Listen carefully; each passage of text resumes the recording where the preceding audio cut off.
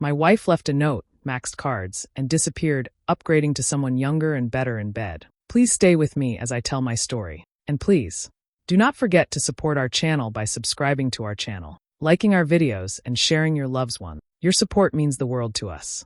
Now to our story. MPO. When I came back from my morning run, the house felt too quiet. The kind of quiet that doesn't feel peaceful. It feels off, like something's missing. My coffee sat cold on the counter. Next to it was a note in her handwriting. My stomach sank. I picked it up, already feeling a tightness in my chest. It wasn't long. Just a few lines. Enough to shatter everything. I've moved on. Don't look for me. I've found someone younger, better in bed, and more exciting. I need more than what you can give. Don't contact me. My legs almost gave out.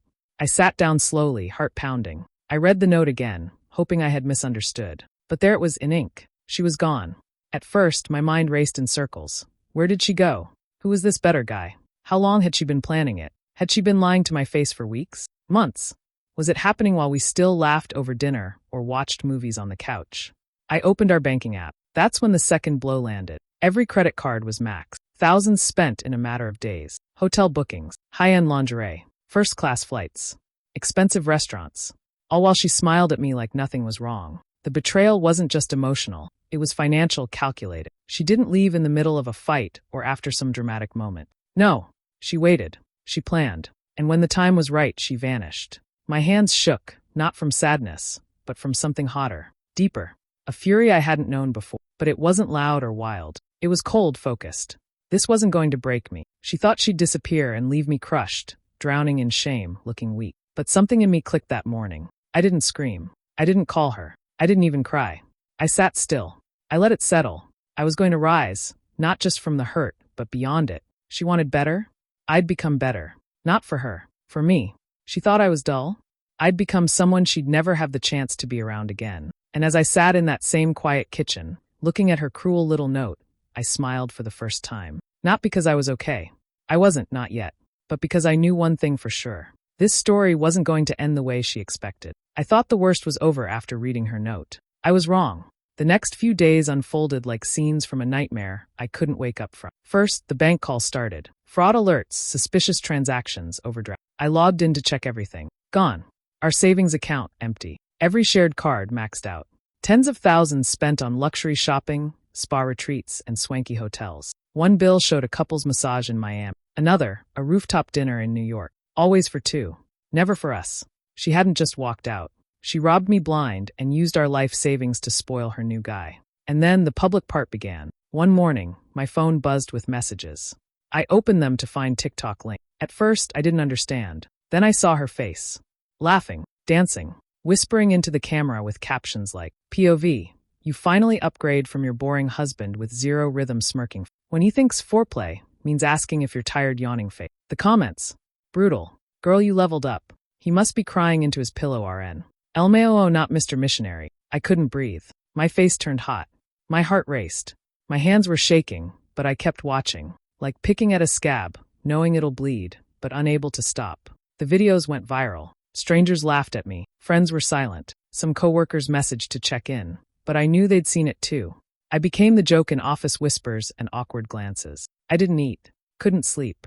The spiral was real. I felt pathetic, humiliated, powerless. But something strange happened as the days went on. Rock bottom gave me clarity. I realized I had two options. Let this define me or rewrite the story. So I chose the second. I deleted the apps. Cut the cards. Hired a lawyer. I hit the gym with a vengeance, not just to change my body, but to remind myself I still had control. Then I picked up my phone not to scroll, but to create. I told my version of the story. Calm, steady, honest. No bitterness. Just facts and resilience. No names, no rage, just truth. People listened. The comments shifted. Damn, bro, respect. You're taking this like a champ. This is the kind of glow-up energy we need. I didn't set out to go viral, but I did. Not for being cheated on, but for standing tall. She wanted to humiliate me. She gave me a platform instead. And I was just getting started. The day she left, I felt like a ghost of myself. Hollow. But that didn't last long. Something inside me snapped. Not in a reckless way, but in a quiet, dangerous kind of way. The kind of shift you can't reverse. I wasn't going to beg, chase, or fall apart. I was going to rebuild. First stop, the gym. I walked in still carrying the weight of betrayal on my back. The trainer asked me what my goal was. I looked him dead in the eyes and said, "Revenge body." He laughed at first. Then he saw I wasn't joking. 6 days a week. No excuses. No distractions. Every rep was a reminder that I was choosing power over pain. While she was busy posting TikToks with her new boy toy, I was adding plates to the barbell. Then came the wardrobe. I sold my old clothes. The safe, boring stuff she used to buy me. I hired a stylist. New fit, new vibe. Every detail intentional. No loud logos, just clean lines and sharp edges. Confidence stitched into every thread. But I didn't stop there. I started documenting the whole thing. My meals, my workouts, my thoughts. No whining, no begging for sympathy. Just quiet strength. Each caption was razor sharp. Not petty. Just surgical. Sometimes being thrown away is the best thing that can happen to you. She wanted someone exciting. Turns out that's me now. The posts started getting attention. Comments flooded in. Mostly women. Some curious. Some flirty. Some blunt. Where were you hiding before? Your ex fumbled hard. Respect the glow-up energy. Then one day I saw her name in my notifications. She had liked one of my posts. Then another. Then a follow. The same woman who told me I wasn't enough was now watching every move. Lurking in the shadows of the feed she once would have scoffed at. I didn't block her. That would have been too easy. Instead, I kept going. More posts. More growth. My shoulders got broader. My smile sharper. My vibe untouchable. I wasn't showing off. I was showing up. Friends who disappeared during the drama started reaching out. People I hadn't heard from in years were so proud of me. But I didn't need applause. I just needed momentum. She may have left thinking she'd traded up. But what she really did was fuel a version of me she never would have survived. And the best part? I was still becoming. I wasn't looking for anyone. After everything that happened, I needed time. Time to focus on myself. To breathe again without feeling a knife in my chest. But life has a strange way of putting people in your path when you least expect it. Her name was Lena. We met at a friend's small get-together. She wasn't loud or trying to stand out, just easy to talk to. Sharp mind, warm eyes, and a kind of energy that made you feel seen. We talked for hours. No pressure, no games. Just real conversation. A few days later, we grabbed coffee. One meetup became 3. It wasn't forced. She didn't ask for details, didn't dig. She just listened when I opened up. And for the first time, it felt like someone actually understood. Not just the facts, but the feeling underneath. Then, one afternoon, we were walking through a bookstore, flipping through random paperbacks, when her eyes froze on a cover. She said, "Wait, is your ex Tasha?" I nodded slowly, caught off guard. She looked stunned. "I know her. We used to work at the same firm. Different departments, but I knew of her. And I know the guy she left you for." My heart kicked up. I wasn't sure I wanted to hear more, but I nodded. She continued. They weren't just a new couple. They'd been sneaking around for months. He's married. Or was, until his wife found out. Everything exploded. My hands felt cold. Months? That meant Tasha was lying to me for longer than I thought. Planning her exit while pretending everything was fine. Lena didn't stop there. He's not a prize either. Fired for harassment. Manipulative. Slept around constantly. Everyone knew. Your ex? She's not with him now. She tried moving in. He kicked her out. The weight of it hit me in waves. All the signs I'd ignored. The strange late nights. The sudden coldness. The way she picked fights over nothing. It wasn't a mistake. It was a setup. She had built her escape carefully, hiding behind smiles and "I love yous," all while plotting to leave and using our savings to cushion her fall. But the fall came anyway. And here I was, standing with someone genuine, someone who had no reason to lie, finally learning the truth. It hurt, yes. But strangely, it also helped. The confusion faded. The pieces fit. I wasn't crazy. I wasn't blind. I was betrayed. And now I was finally free. I didn't expect to hear from her again. After everything she did, I assumed she'd moved on, living her new, exciting life. But karma doesn't waste time. And when it comes, it hits hard. I first heard about it from a mutual friend. They messaged me out of the blue. "Dude, she's a mess. You might want to check this out." I didn't want to look, but curiosity won. Her social media was quieter than usual. The big smiles, luxury vacations, and smug captions were gone. Instead, she posted vague quotes about betrayal, pain, and learning to let go. One post simply read, "Sometimes the person you thought was your upgrade turns out to be your biggest downgrade." I found out the truth soon after. The guy she left me for?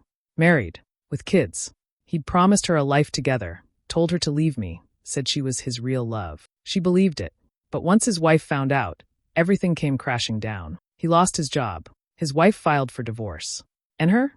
She wasn't welcome in his life anymore. He cut her off. No more expensive dinners or hotel getaways. No more fairy tale. She had no money left. She'd drained everything during her little escape. The credit cards were in my name, and I'd already shut them down. She had no backup plan. No real friends left. Most of them vanished once the drama blew up. And then it started. First, a text. "Hey, can we talk?" I ignored it. Then a voicemail. Her voice was soft, shaky. I didn't know everything. It wasn't supposed to be like that. "Please, I just need to talk." Then came the email. Long, full of excuses. "It's more complicated than you think. He lied to me too." I was confused. "You didn't deserve how I left." She wrote about missing the safety, the calm, the way I made her feel like home. But I didn't reply. I wasn't angry anymore. Just done. She made her choice, tore our life apart, and gambled it all on a lie. She thought she was trading up. She thought she'd come out on top. Instead, she ended up with nothing. No love, no trust, no home, just memories of a life she threw away, and the reality she now had to live with. Some people say revenge is getting back at someone, but real revenge is building a life so good they can't reach it, and watching them realize they never will. I could have burned her stuff, posted my side of the story everywhere, let rage take over, but I didn't. Instead, I called a lawyer. I wasn't interested in yelling or playing victim. I wanted results. She had maxed out our joint credit cards, drained our savings, and used everything for a fantasy trip with another man. That wasn't heartbreak. That was fraud. So I gathered the receipts, hotel invoices, shopping sprees, flights, spa packages, all traced to our joint accounts, all dated before she ever left. Some were in cities she told me she was visiting her cousin. It was all there, her paper trail, neat and damning. My lawyer was calm but firm. "She committed financial abuse," he said, "and she left clear proof. Let's use it." We filed fast, froze the joint accounts, contacted creditors, presented evidence that the debt wasn't mine. Most companies sided with me. A few pushed back, but the documentation shut them down. Then came the legal notice to her. Quiet, professional, terrifying in its simplicity. She didn't see it coming. Within weeks, her credit score dropped like a rock. Banks flagged her name. Late fees piled up. Collection agencies started calling. Her dream life turned into a nightmare of bills and blocked accounts. She tried to fight back, of course. Claimed it was our money. Said I was just bitter. But the law didn't care about drama. It cared about facts. She used joint funds to cheat and hide it. That's theft, plain and simple. The court made her responsible for the debt, ordered her to repay damages, and every missed payment slapped another dent in her already cracked future. Meanwhile, I was busy building mine. While she scrambled to afford rent, I took on freelance projects, invested smart, and kept sharing my story online. Not as gossip, but as growth. People related. Some reached out for advice. Others thanked me for showing what real healing could look like. Doors opened. New job. New city. Better friends. Real joy. And the peace that comes from knowing I didn't just survive, I evolved. She once told me I was too safe, too boring. But the truth? She just couldn't imagine what I'd become when I stopped loving her and started choosing myself. Now she sees it. Every post. Every success. Every moment I live fully without her. And every consequence she now faces? That's not revenge. That's justice. Cold. Quiet. Clean. Just the way I planned it. It started with one post. Just me, sitting on my couch, talking to the camera. No script. No anger. Just truth. I shared what happened. How I came home one day to a note. How she left, maxed the cards, and vanished with another man. I talked about the pain, the confusion, the long nights when everything felt heavy. But I also spoke about what came after. How I hit the gym, rebuilt my life, and found peace without her. I didn't expect much. I thought maybe a few people would see it, maybe relate. But by the next morning, everything changed. Notifications wouldn't stop. Thousands of comments. The video hit 1 million views in less than 48 hours. People from all over the world were watching, sharing, reacting. Some said, "This is exactly what I went through." Others wrote, "Man, I needed to hear this today." A few simply said, "Respect." It didn't stop there. News sites picked it up. Podcasts reached out for interviews. I got DMs from influencers, reporters, even therapists who wanted to talk about healing, betrayal, and resilience. The comments kept pouring in. "You're the guy who bounced back from being destroyed. You gave me hope. You didn't get bitter, you got better." That's when it hit me. This story wasn't really about her anymore. It wasn't about the lies or the money or the humiliation. It was about the choice I made, to not let it define me, to grow instead of sink. Some people expected drama, but I gave them reflection. Not a revenge plot, just the truth of a man who got broken and rebuilt stronger. I didn't drag her name. I didn't share details that would ruin her. That wasn't the point. This wasn't about hate. It was about moving forward. And as the story grew, so did something else, my purpose. I started sharing more. Not just about the breakup, but about rebuilding. about self-worth, fitness, mindset. The message was simple. You're allowed to start over. You're allowed to rise after being knocked down. People listened, not because I was special, but because I was honest. And with every message I got from someone saying, "Thank you, I'm going through this too," I realized something even deeper. The worst day of my life became the start of the best version of me. She left thinking I'd fall apart. Instead, I became someone the world actually needed to hear from. And this was just the beginning.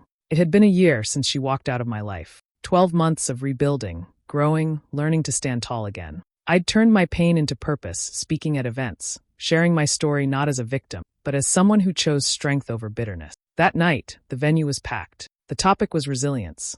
I stood under the lights, telling a room full of strangers how a broken heart doesn't have to break your life. And then I saw her, back row, alone, hair pulled back, no makeup, no flash, just a quiet presence, almost unsure of her place in the room. For a moment, my heart stuttered, not because I missed her, but because I didn't expect to feel nothing. After the talk, people lined up to say thank you, to shake my hand. And there she was at the end of the line, eyes low, shoulders tense. "Hey," she said softly when it was her turn. "I wasn't sure if I should come. I heard your name somewhere, and I had to see for myself." I nodded. Let her talk. "I messed up," she said. "I know you probably don't care anymore, and I wouldn't blame you. But I wanted to tell you. I'm sorry. For how I left. For how I made you feel. Things didn't go how I thought they would." She paused, searching my face for something. Pity, anger, maybe even hope. I looked at her, this woman who once tore my world apart, now standing in front of me not with power, but with regret. I kept my voice steady. "You didn't break me," I said. "You revealed me." She blinked, confused. "I thought I had it all back then. A safe life, a stable love. But your choice, it forced me to look deeper, to face who I was and decide who I wanted to be. I didn't need revenge. I needed to remember myself." She opened her mouth, maybe to respond, but no words came. "I'm not angry," I added. "You gave me a gift, not in the way you intended. But still, thank you." Tears filled her eyes, but I didn't flinch. I wasn't there to give her closure. I was there to remind myself of how far I'd come. She nodded, turned, and walked away. And as I stood there, watching her disappear into the night, I didn't feel pain. I didn't feel triumph. I felt peace. Because redemption isn't always about forgiveness. Sometimes it's just about truth. The lake was quiet, just like I remembered. Still water, tall trees, the smell of pine in the air. The same cabin we once called our little escape, tucked away from the world. It had been years since I'd been back. But I knew this was where I needed to end it. Completely, finally. I unlocked the old wooden door. The air inside smelled of dust and memories. Everything was the same. The couch we used to curl up on, the chipped mug she loved, the faded blanket we fought over. I lit a small fire outside, just beyond the porch. Not for warmth. This was something else. I sat on a weathered bench, a box in my hand. Inside were the final pieces I hadn't let go of. Photos of vacations and birthdays. Letters she'd written during better time. Notes with "I love you" scribbled on them like promises that never aged well. One by one, I dropped them into the flames. The first photo burned fast. Us on the dock, arms wrapped around each other, smiles that once felt real. Gone in seconds. Then a letter. Her handwriting, flowing, soft, filled with words that once made my chest ache with longing. Now they just looked empty. More followed, movie tickets, a card from our anniversary, a small pressed flower she once picked from the woods behind the cabin. Each piece curled in the fire, blackened, turned to ash. And with every flame, I felt lighter. There were no tears, no shouting, no dramatic goodbye. Just the quiet crackle of wood, the soft wind, and the weight slowly leaving my chest. This wasn't about hate. It wasn't about getting even. It was about choosing peace, choosing myself. I had carried those pieces for too long, hoping maybe they meant something, fearing what it meant to let them go. But as the last letter turned to smoke, I didn't feel loss. I felt release. I walked down to the edge of the lake, where we used to sit with coffee in hand and our feet in the water. The surface reflected the sky, calm and endless. I stood there for a while, breathing it in. This was my closure, on my terms. No audience.